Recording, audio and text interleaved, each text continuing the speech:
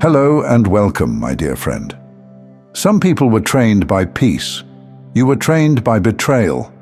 And it didn't just come from strangers, it came from the ones closest to you. Not because they were evil, but because your depth confused them. Because your spirit didn't fit their definition of normal. Because they couldn't comprehend the magnitude of your capacity. So they underestimated you without even realizing it. They weren't trying to break you. They just didn't know how to receive you. And still, you stayed soft. Still, you kept showing up with your hands open. Still, you kept praying. But let's tell the truth. Sometimes you didn't feel holy at all. Sometimes you were mad at God. Mad that it hurt that bad. Mad that you had to carry that much. Mad that every time you gave grace, it came back as silence. And let me say this clearly. That didn't make you less faithful. It made you real. Because faith is not the absence of doubt. It's not pretending you're never hurt.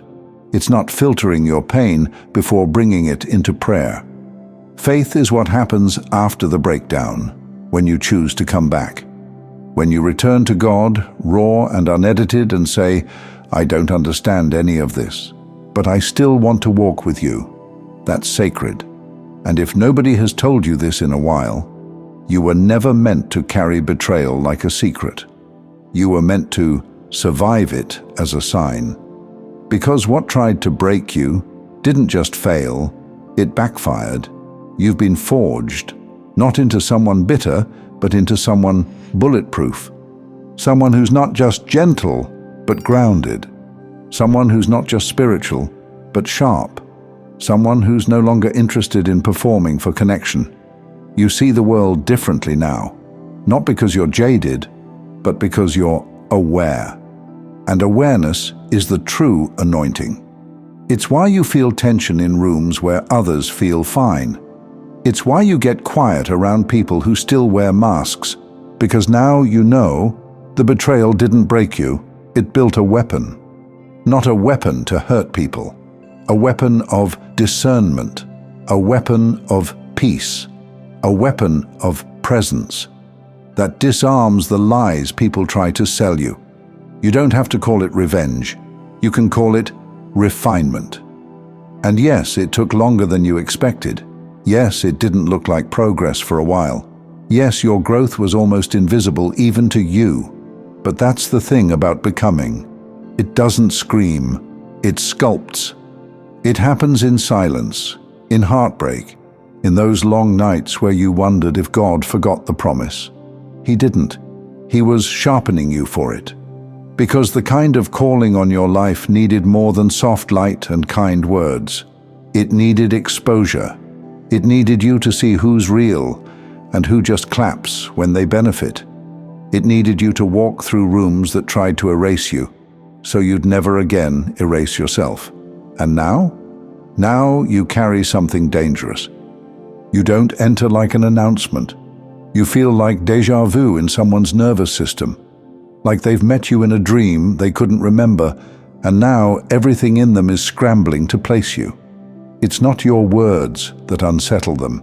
It's that being around you rearranges something internal without asking permission. Now your presence carries the weight of someone who knows what it costs to be obedient when it's lonely, knows what it means to keep trusting after disappointment, knows how to stand in the tension and not bow to the pressure. You've outlived the lies, the ones that told you you were too much, too sensitive, too slow, too different. And now God is flipping the script. What once looked like isolation was actually sacred insulation while He built you differently. You've been marked, and now the world is about to see what only God could see in you all along. You didn't just survive what tried to break you, you became something through it. And not in the poetic way people say when they want to wrap pain up in a bow. I mean literally.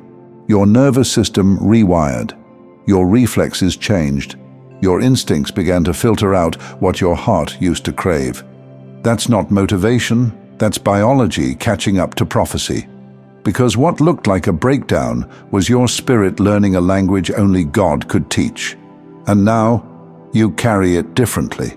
Not louder, not softer, but with the steady weight of someone who's already walked through fire barefoot and still stopped to pick up the pieces of themselves on the way out.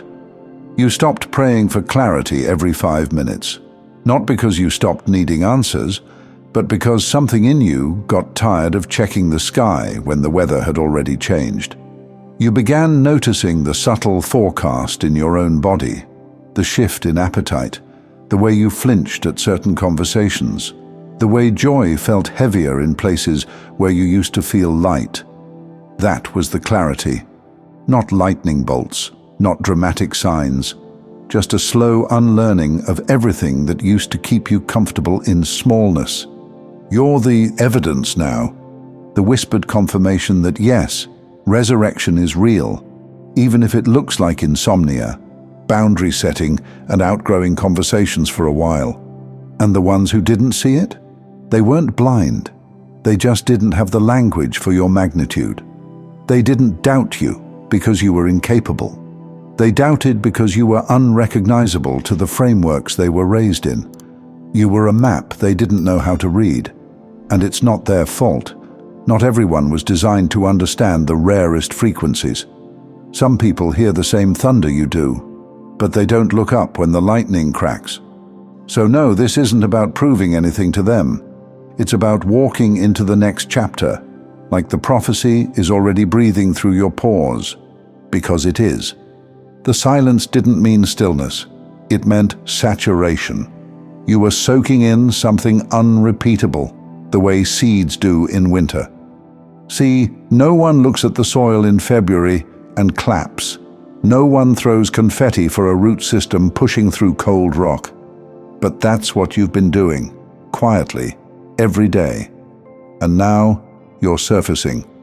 But this isn't a soft debut. This is an eruption. The kind that breaks through old structures. The kind that sets the pace for everything that follows. You didn't just heal. You rebuilt the foundation. Beneath a house no one thought could stand again. And it shows. In the way your body now flinches at small talk, but opens at truth. In the way your intuition speaks like a thunderclap when someone lies to your face. That's the weapon that was built, not made of metal or rage, but of unshakable peace, not to destroy, but to protect what's sacred. And faith? It's not the absence of questioning anymore. It's the act of returning after the questions, of walking back into prayer, even after silence, of lifting your head, even when your heart is still sore, of choosing to trust, not because it's easy, but because at some point, your soul recognized the author's signature in the storm. This isn't a season of waiting for something magical to happen. It's the season of noticing what already has. Look at your voice. Look at your standards. Look at the way you no longer entertain what drains you just to keep the peace. So if it still hurts sometimes, if the memory still flickers, if some days feel longer than others, that doesn't mean you're broken. It means the roots ran deeper than you thought. But now they're stable. Now they're strong enough to hold what's coming next. Because what tried to shatter you just ended up carving a sanctuary instead. And you're not waiting for the miracle anymore. You've become the living proof that it's already begun. Thank you so much for taking this journey with me. If this message resonated, please like, share it with someone who might benefit, and subscribe to stay connected.